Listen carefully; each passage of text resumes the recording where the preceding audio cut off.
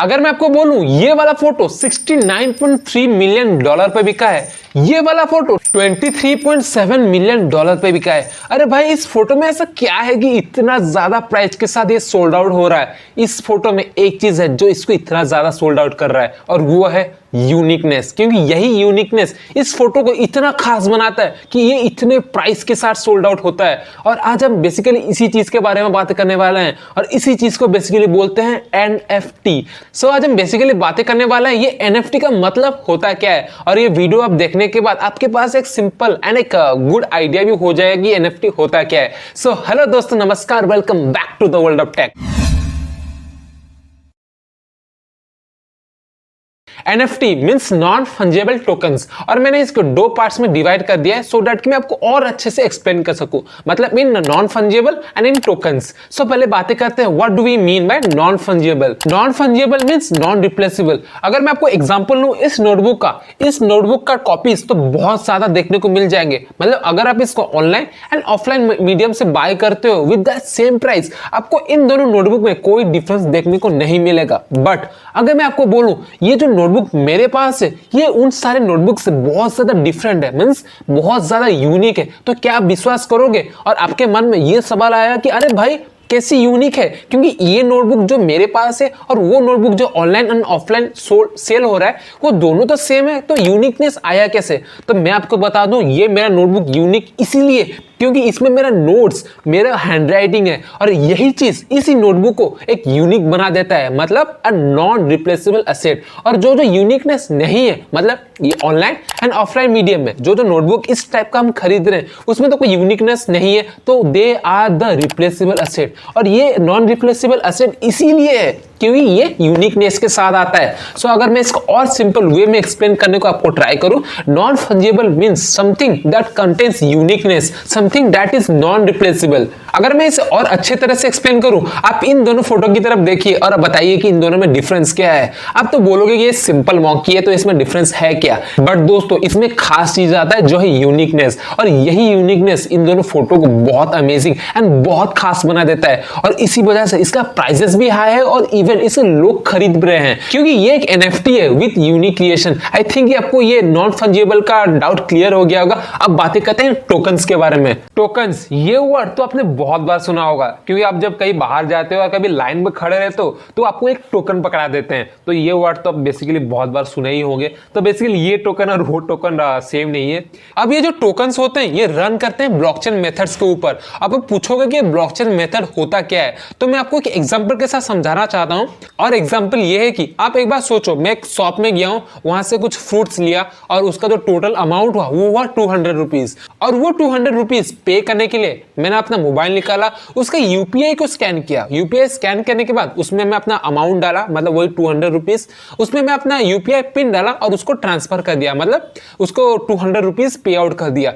ये सुनने में और करने में तो बहुत सिंपल है, बट दोस्तों क्या आपको पता है इसके पीछे क्या चल रहा है? सो आज हम बेसिकली इसी चीज के बारे में बातें करने वाले हैं। सो मैं जब उसको पैसा ट्रांसफर करने के लिए जा रहा था, मतलब वही 200 जो अमाउंट निकला है, वो पहले बैंक चेक करता है कि मेरे अकाउंट में 200 रुपए है कि नहीं। अगर पैसा है तो वो अप्रूव कर देता है, और अगर नहीं है तो वो अप्रूव नहीं करता है। और वो अप्रूव करने के बाद मेरा जो पैसा है वो उसके अकाउंट में ट्रांसफर हो जाता है। और एक बार पैसा ट्रांसफर होने के बाद बैंक बेसिकली उस रिकॉर्ड को रजिस्टर कर देता है, मतलब इस टाइम में यहाँ पर इतना टाइम में पैसा मतलब आया है आपके अकाउंट में। और बेसिकली इस प्रोसेस में बैंक होता है the main owner. But blockchain में ऐसा नहीं होता है, क्योंकि ब्लॉकचेन में जो ओनर होता है वो बैंक नहीं होता है, वो पब्लिक होता है। क्योंकि अगर हम इसके पैसे ट्रांसफर के बारे में बात करें, बेसिकली हमारे वहां पर जो 200 रुपीज था, यहाँ पर वो 200 टोकन्स है। और जब हम किसको वो 200 टोकन्स ट्रांसफर करना चाहते हैं तो यहाँ पर जो बैकग्राउंड प्रोसेस है वो बैंक नहीं देखता है, वो बेसिकली पब्लिक देखता है। Public means the whole world, और वहां पर कंप्यूटर्स भी आते हैं, पब्लिक भी आते हैं, मतलब एवरीवन। और वहां पर मतलब वो पहले देखते हैं कि आपके अकाउंट में वो 200 टोकन्स है या नहीं। अगर है तो अप्रूव कर देते हैं, और अप्रूव होने के बाद वो उस ओपोनेंट पार्टी, मतलब जिसको पैसा ट्रांसफर करना चाहते हो, मतलब टोकन्स ट्रांसफर करना चाहते हो, उसके अकाउंट में वो क्रेडिट हो जाता है, मतलब चला जाता है। और एक बार जाने के बाद वो जो रिकॉर्ड होता है वो मेंटेन हो जाता है।